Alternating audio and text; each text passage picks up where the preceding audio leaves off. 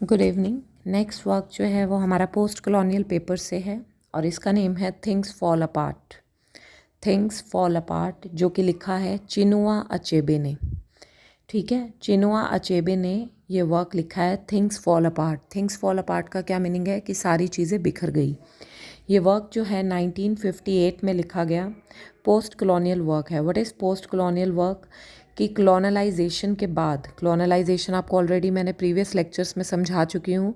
Colonisation क्या होता है? जब कोई बाहर का व्यक्ति, बाहर की पूरी टीम आकर आपके ऊपर जो है कब्ज़ा कर लेती है और उसके बाद के जो इफ़ेक्ट्स होते हैं, जब वो आपको छोड़कर जा चुके हैं, अब आप फिज़िकली आज़ाद हो चुके हो लेकिन स्टिल उसका इम्पैक्ट आपके ऊपर पड़ रहा होता है, that is called post colonialism. ठीक है, तो ये एक पोस्ट कॉलोनियल टेक्स्ट है।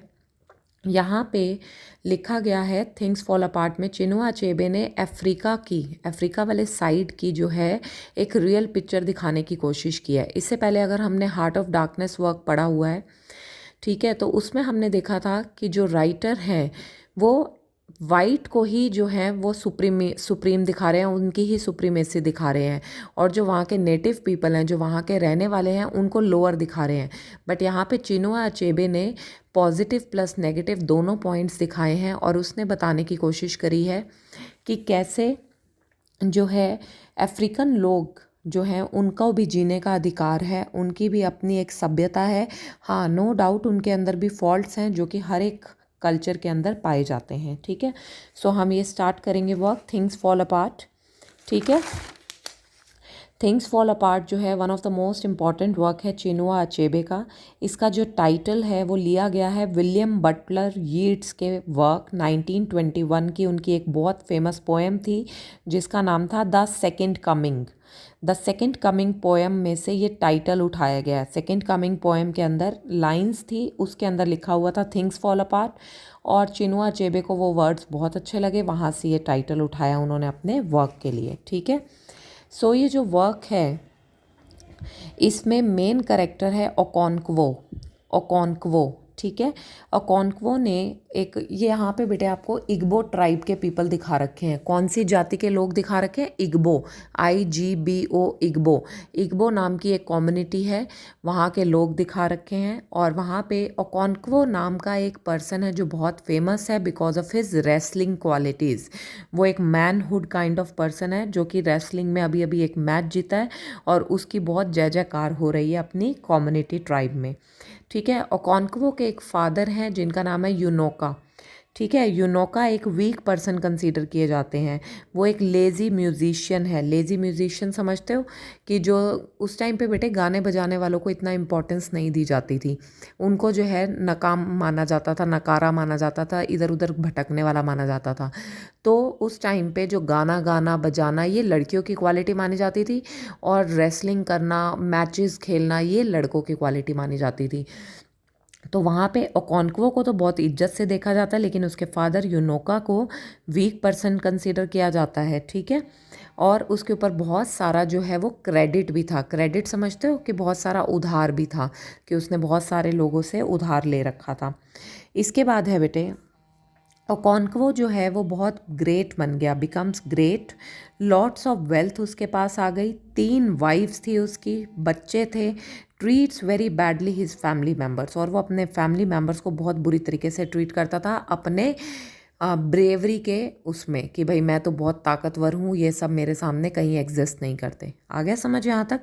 ओकोंक्वो बहुत अमीर बन गया, बहुत प्रॉस्परस हो गया, 3 उसकी वाइफ्स होगी और बच्चे भी थे। ठीक है, ही डज़ नॉट ट्रीट नवोए, जो उसका सबसे एल्डेस्ट बेटा था ओकोंक्वो का, क्या नाम था उसका? नवोए। वो उसको अच्छे से ट्रीट नहीं करता था। रीज़न बीइंग उसको लगता था कि नवोए के अंदर सारे वो फीचर्स हैं जो कि उसके फादर में थे। मीन्स यूनोका के अंदर जो जो बैड क्वालिटीज़ अकॉर्डिंग टू ओकोंक्वो थी वो सारी क्वालिटीज़ किसके अंदर भी हैं? नवोए के अंदर। तो वो नवोए को जो है वो बहुत बुरी तरीके से ट्रीट करता था। समझ गए?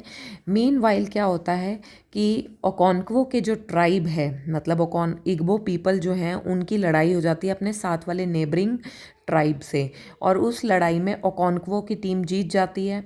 तो उस टाइम पे ये रिवाज था कि वहाँ अगर हम किसी से मैच जीतते हैं, ठीक है, तो वहाँ के किसी भी पर्सन को हम खींच के अपने तरफ कर सकते हैं, मतलब उसको अपने कब्जे में ले सकते हैं। तो यहाँ पे क्या हुआ, जब ये फाइट वो जीतते हैं तो वो एक बच्चे को जो है, ओकोंक्वो जो है एक बच्चे को जिसका नाम है इकिमे फ्यूना, ठीक है, IKEMEFUNA, इकिमे फ्यूना नाम के एक लड़के को जो 15 साल का है उसको अपने कब्जे में ले लेते हैं। और वहाँ की प्रथा के अकॉर्डिंग 3 साल तक उसको इनको अपने पास रखना है। क्लियर। तो मीन वाइल इकिमे फ्यूना जो है वो क्लोज फ्रेंड बन जाता है नवोए का, दोनों भाइयों की तरह एक दूसरे के साथ रहने लग जाते हैं। 3 साल का एक लंबे समय है जिसके बीच में ओकोंक्वो को भी जो है वो अच्छा लगने लग जाता है इकिमे फ्यूना, और इकिमे फ्यूना उसको एज अ फादर ट्रीट करता है और उसको पापा ही बुलाने लग जाता है। क्लियर है। अब क्या होता है, इज्यूडू नाम का एक EZEUDU नाम का एक ओल्ड मैन है ट्राइब का, उनके कस्बे का एक बूढ़ा व्यक्ति है जो ओकोंक्वो के पास जाता है और उसको कहता है इकिमे फ्यूना को 3 साल हो गए हैं हमारे साथ रहते हुए, और जैसे कि हमारी यहाँ की प्रथा है कि 3 साल अगर हम किसी को अपने पास रख लेते हैं ऐसे कब्जे किए हुए वाले को, उसको फिर मारना पड़ता है। बट क्योंकि तुम उसको एज अ सन ट्रीट करते हो, वो तुम्हें फादर बोलता है, तो तुम्हारे बस का तो है नहीं उसको मारना, तो हमारे हवाले उसको कर दो, हम उसे मार देंगे। लेकिन इस बात पे ओकोंक्वो की मर्दानगी और जाग जाती है, उसकी ईगो हर्ट हो जाती है। वो कहता है मैं क्यों नहीं मार सकता, मैं मार सकता हूँ क्योंकि मैं आदमी हूँ, आदमियों के अंदर दिल नहीं होता। और वो सेम वही चीज़ करता है और उसको मार देता है। जब ये बात नवोए को पता लगती है वो हार्ट ब्रेकन हो जाता है और बहुत ज़्यादा उसको अपने फादर पे गुस्सा आता है। ठीक है। अब यहाँ पे क्या होता है, इज्यूडू नाम का जो पर्सन था, यही ओल्ड मैन, इसकी डेथ हो जाती है और उसके फ्यूनरल पे ये सब लोग इकट्ठे होते हैं। वहाँ पे बाय मिस्टेक ओकोंक्वो के हाथ से गोली चल जाती है, और गोली किसको लग जाती है, इज्यूडो के ग्रैंडसन को। मीन्स इज्यूडो मर गया, दादा मर गया, और उसके पोता भी जो है ओकोंक्वो के हाथ मारा जाता है। अब क्योंकि बाय चांस एक्सीडेंटली मारा है, जान के नहीं मारा, बट स्टिल उसने अपने ही ट्राइब के एक पर्सन को मारा है, तो उनकी ये भी प्रथा है कि अगर गलती से भी अगर अपने ट्राइब के पर्सन को आप मार देते हो तो आपको एग्जाइल जाना पड़ेगा। एग्जाइल मीन्स आपको वहाँ से देश निकाला कर दिया जाएगा, और पनिशमेंट मिली उसको 7 साल की। मीन्स अभी जो अपने कस्बे का एक बहुत इंपॉर्टेंट पर्सन है ओकोंक्वो, जिसकी जय जयकार होती है, उसको अब अपना जगह छोड़कर 7 साल के लिए जाना है। ठीक है। और वो अब अपने ग्रैंडमा के विलेज में चला जाता है, मतलब अपनी जो नानी वाली साइड की विलेज है वहाँ पे ओकोंक्वो जाकर अपनी फैमिली को लेके शिफ्ट हो जाता है। क्लियर है। मीनवाइल अब इस टाइम 7 साल बहुत लंबा टाइम पीरियड है। इस टाइम पीरियड के अंदर बहुत सारे चेंजेस आते हैं। क्या चेंजेस आते हैं कि जितने टाइम में ये वहाँ पे जाकर शिफ्ट हुए, पीछे से क्या होते हैं, इग्बो पीपल के यहाँ पर जो है ब्रिटिशर्स आ जाते हैं, कब्जा करने वाले वाइट पीपल आ जाते हैं, और वाइट पीपल आकर क्रिश्चियनिटी स्प्रेड करने लगते हैं। क्रिश्चियनिटी समझते हो ना, उस टाइम पे रिलीजन कन्वर्जन होती थी कि क्रिश्चियंस बना दिए जा रहे थे हिंदुओं को भी। तो अब ये हिंदू नहीं है, ये वहाँ के अफ्रीकन्स हैं, अफ्रीकन्स को भी क्रिश्चियंस बनाया जा रहा था। तो वहाँ पे धीरे धीरे जो है लोग कन्वर्ट होने लगे, और सबसे पहले कौन कन्वर्ट हुआ, नवोए। नवोए क्योंकि अपने फादर से वैसे ही बिल्कुल खुश नहीं है, उसको लगता है ये डकियानूसी बातें हैं, अपने ट्राइब में जो ये ऑनर करना है ये बेवकूफ़ी है। जब इंसानियत नाम की कोई चीज़ नहीं है तो इससे क्या फ़र्क पड़ता है कि आप अपने मतलब अपने कल्चर को कितना मर्जी इंपॉर्टेंस दे लो। अब जैसे कि इकिमे फ्यूना को मारा गया तो उसकी सोच बिल्कुल बदल गई, उसको लगा ये कल्चर बकवास है, जब हम किसी को हेल्प नहीं कर सकते, किसी की लाइफ सेव नहीं कर सकते। क्लियर। तो नवोए कन्वर्ट हो जाता है। और ओकोंक्वो 7 साल के बाद जब अपनी विलेज में आता है तो यहाँ पे बहुत सारा बदलाव आ चुका है। ठीक है। वो देखता है कि यहाँ पे पहले की तरह उसकी अब अहमियत नहीं रहेगी, पहले की तरह लोग नहीं रह गए, लोग जो हैं वो अपने कल्चर से ज़्यादा क्रिश्चियनिटी को इम्पोर्टेंस दे रहे हैं। यहाँ पे हॉस्पिटल्स बन गए, स्कूल्स बन गए, लोग अपने बच्चों को स्कूल्स भेज रहे हैं क्रिश्चियन एजुकेशन के लिए। तो वो बहुत परेशान होता है, और वो और कुछ और लोग मिलकर ये डिसाइड करते हैं कि इन अंग्रेज़ों को यहाँ से बाहर निकाल फेंकेंगे। बट ऑब्वियसली उनको निकालना अब इतना इजी नहीं रह गया। क्यों नहीं रह गया, क्योंकि उस टाइम पीरियड में ऑलरेडी उनका 7 साल के अंदर उनका एक रुतबा बन चुका है, उनका एक कंट्रोल बन चुका है, और जो लोकल पीपल भी हैं वो भी उनका साथ देने लग गए हैं। ठीक है। फाइनली क्या होता है कि ये लोग जो हैं इन ओकोंक्वो को ऐसा लगता है कि इंसल्ट फील हो रही है। ओकोंक्वो और अदर पीपल जो हैं उनको बहुत बुरी तरीके से मारा जाता है। किसके द्वारा? डीसी के द्वारा, डिस्ट्रिक्ट कमिश्नर के द्वारा इनको मारा जाता है, क्योंकि ये उनके साथ इंसल्टिंग बिहेवियर कर रहे थे। तो ओकोंक्वो और उसकी जाति के जो कुछ एक लोग हैं उनको बहुत हर्ट होता है, उनको लगता है हमें इनसे बदला लेना है, ठीक है। और वो जो है गुस्से में जब वाइट का मैसेंजर इनके पास आता है कि आप अपनी गलती मान लो तो आपको माफ़ कर दिया जाएगा, तो ओकोंक्वो गुस्से में उसके मैसेंजर को ही मार देता है, ठीक है, कुल्हाड़ी से मार देता है। अब क्योंकि ओकोंक्वो उसको कुल्हाड़ी से मार देता है तो सारे जो उसके ट्राइब के पीपल थे जो उसके साथ थे अभी तक, वो भी इसके अगेंस्ट हो जाते हैं। वो कहते हैं कि वो तो मैसेंजर शांति दूत बन के आया था, तुम्हें उनके ऊपर कुल्हाड़ी चलाने का क्या मतलब था। अब आपस में फूट डल गई।